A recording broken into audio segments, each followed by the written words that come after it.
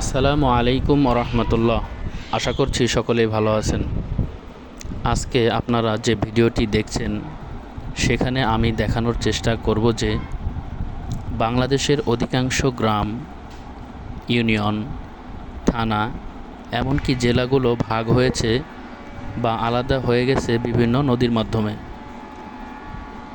আজকে আপনারা দেখবেন বাংলাদেশের দুটি জেলা, যথা বৃহত্তর ফরিদপুর ও গোপালগঞ্জের দুটি থানা, যা একটি নদী বা নদীর ব্রিজের মাধ্যমে জেলা দুটিকে পৃথক করেছে। এখন আমি অবস্থান করছি গোপালগঞ্জ জেলার মুকসুদপুর থানার আওতাধীন। মাঝে পল্লীকবি জসিমউদ্দিনের কুমার নদী বা কুমার নদ, যার ওপর বিশাল এই সেতু বা ব্রিজ, এবং ব্রিজের অপর প্রান্তে হলো বৃহত্তর ফরিদপুর জেলার সালথা থানা। অর্থাৎ আমরা বলতে পারি এই কুমার নদীর দুই প্রান্তে দুটি জেলা, ফরিদপুর ও গোপালগঞ্জ।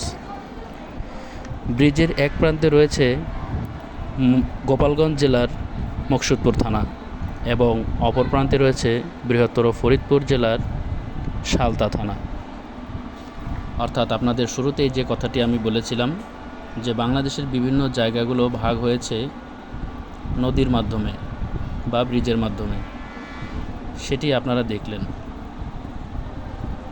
ভিডিওর এই পর্যায়ে আপনাদেরকে দেখাবো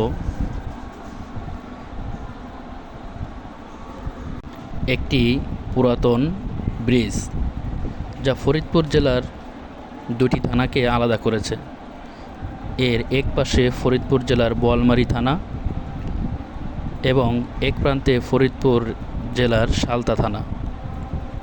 ভিডিওটি দেখার জন্য সকলকে অসংখ্য ধন্যবাদ। দয়া করে চ্যানেলটি সাবস্ক্রাইব করবেন।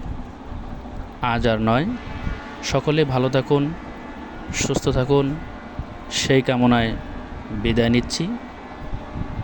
আল্লাহ হাফেজ।